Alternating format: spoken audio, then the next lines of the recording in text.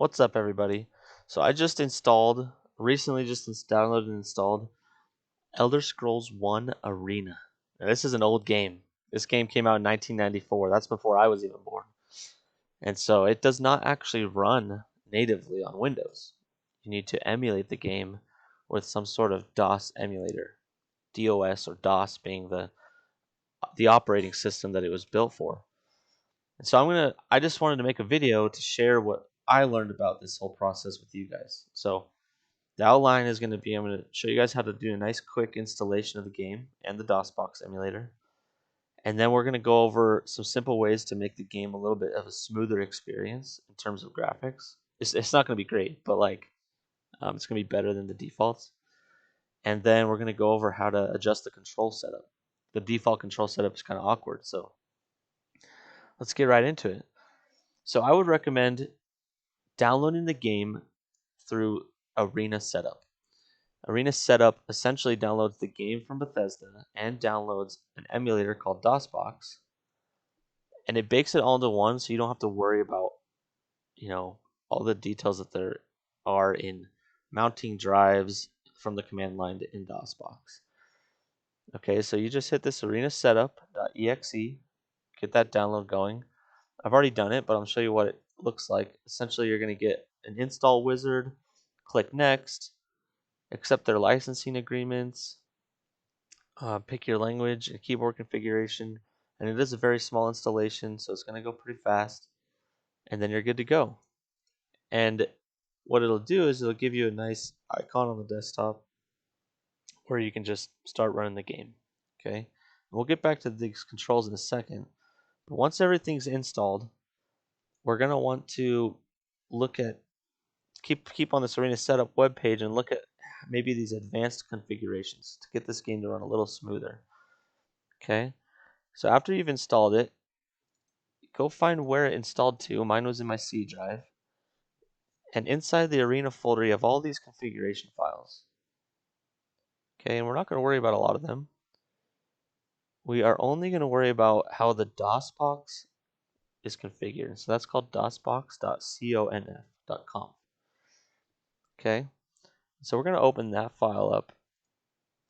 And if you're not used to seeing these kind of things, this is essentially just a bunch of instructions that the DOSbox is going to use to produce the game in the way that you want it to.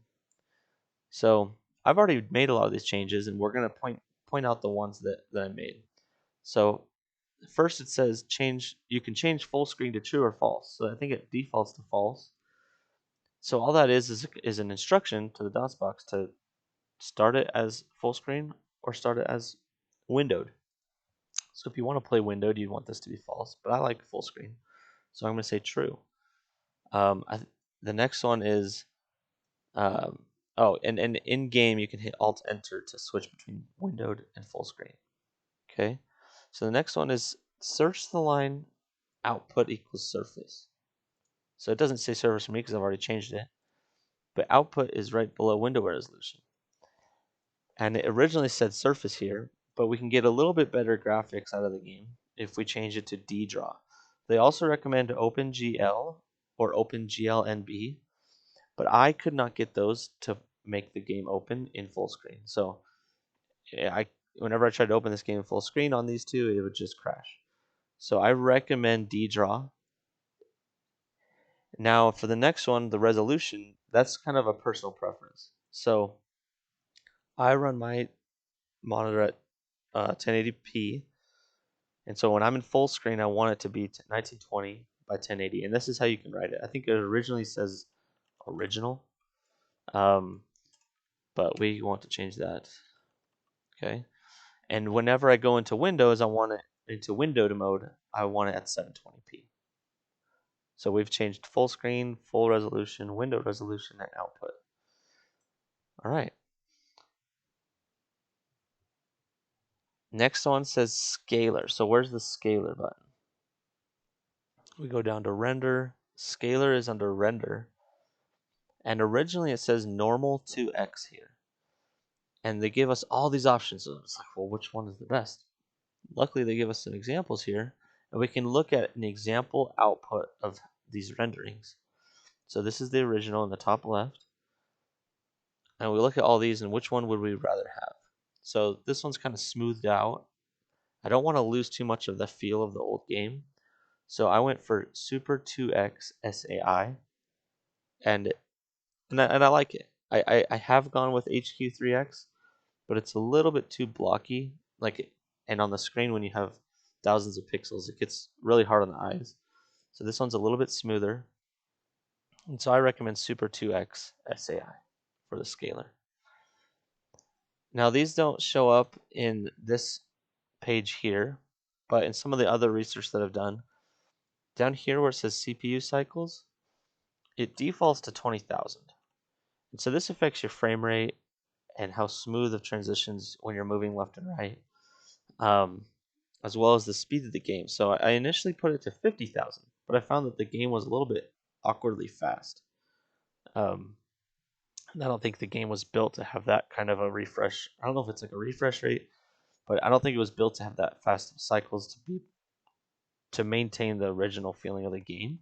So I recommend somewhere between 30 and 40,000 to have a nice balance between fluidity and maintaining the original feel of the game.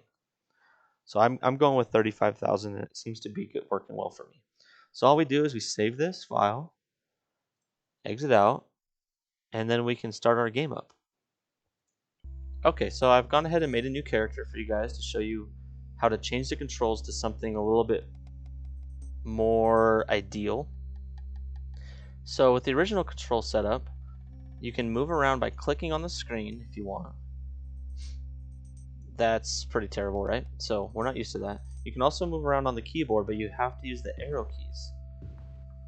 And we like to be able to access the other hotkeys on the keyboard in a much more efficient way. So, for example, WASD is usually how we move. W and D don't do anything. A defaults to bringing your weapon out and in. S gives a status update, and so on. In fact, J is to jump, which is completely bonkers for our modern control setups. So, what I'm going to show you is, in DOSbox, there's a way to configure the controls.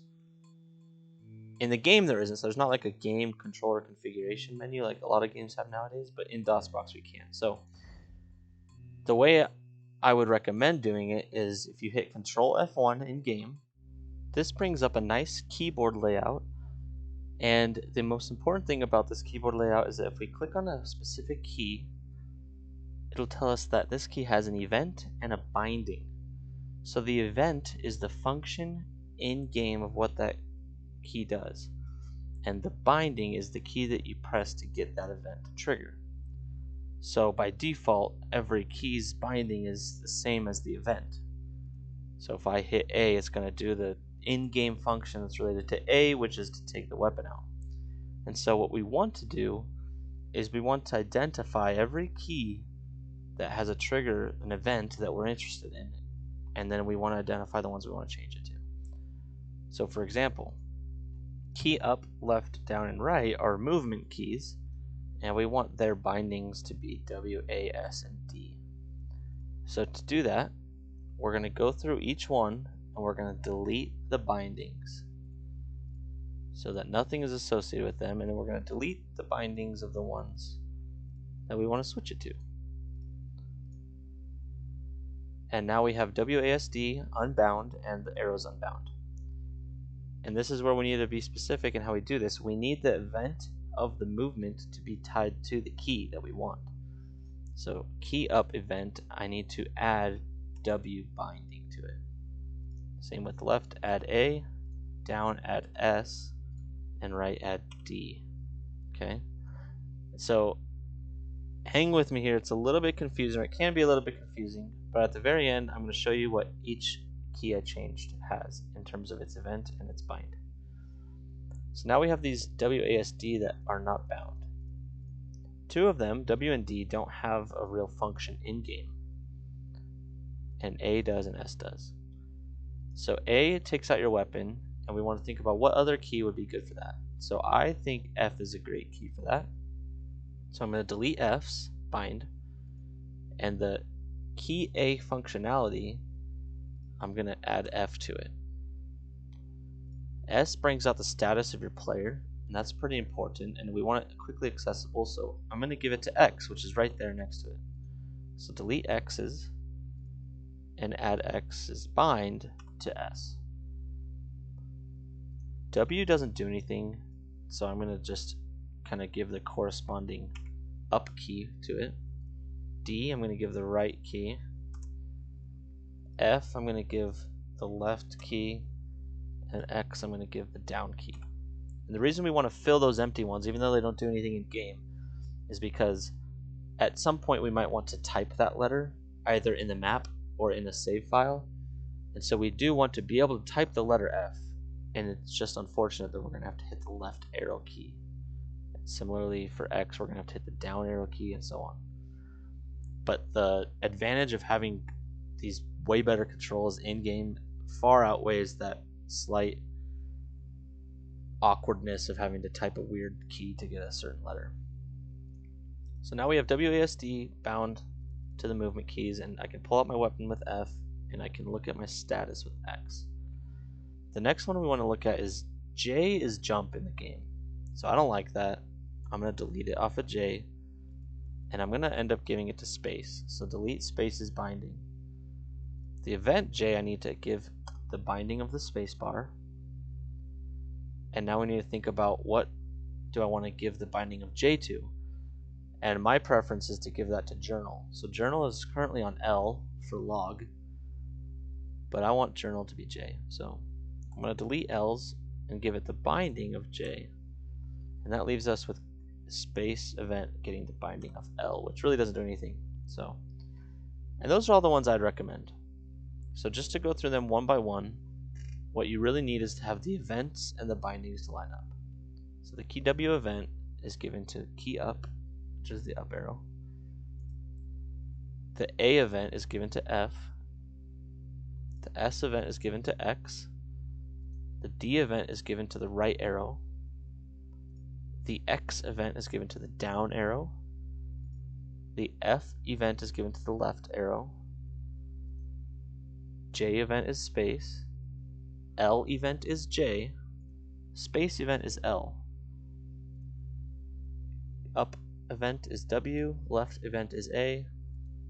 Down event is S. And right event is D. And these can all be changed. Once we hit save, you'll see something called mapper files saved. And if you go find your game's installation, all these configuration files, there's one called mapper. And you can also, the second way to do this, if for some reason the Control F1 menu is not working for you, for example, it wasn't working very well for me at first, and that might have been just me misunderstanding it. But when I originally did this, I actually changed the events and keys in here.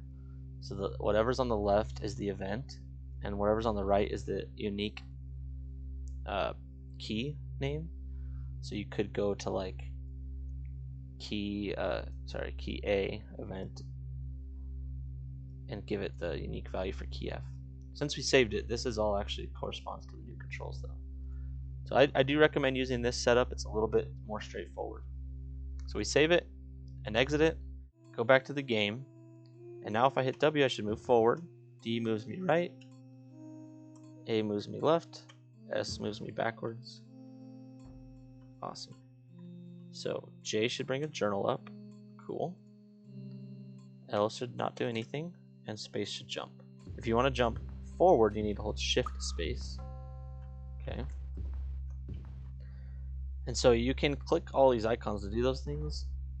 Bring out your weapon, map, steal, status, magic, journal, inventory, or rest. But now we have F brings out our weapon.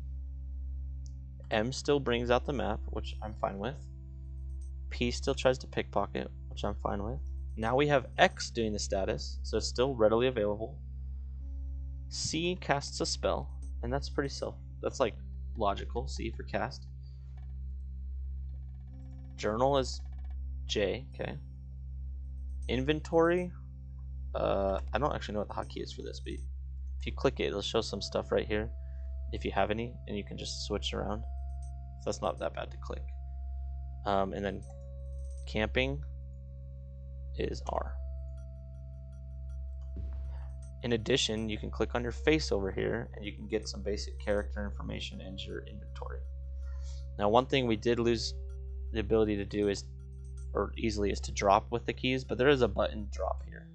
So like D is bound to the right arrow, so I could drop with the right arrow. That's kind of awkward. But I just click drop anyways, so I don't find that too bad. So now to get to where I was talking about how we needed those everything bound to at least something. If I go to save the game and I wanted to type this word failure in as my save game, it's not as easy anymore. To actually navigate around, I need to use WASD because those are what the arrow keys used to be. And if I want to type failure, I can't just type FAILURE because it does a whole bunch of other stuff that we just bound them to do. So I need to think about, well, what did I bind to F? The left arrow. A is bound to F. L is spacebar. URE. Okay, to save the game.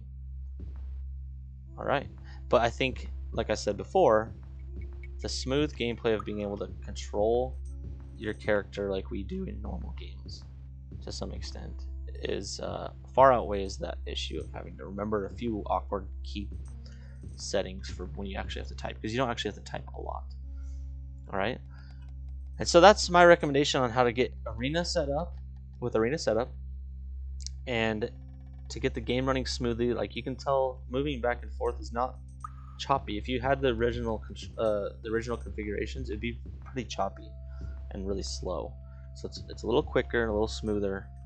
And then the controller setup is much more intuitive now.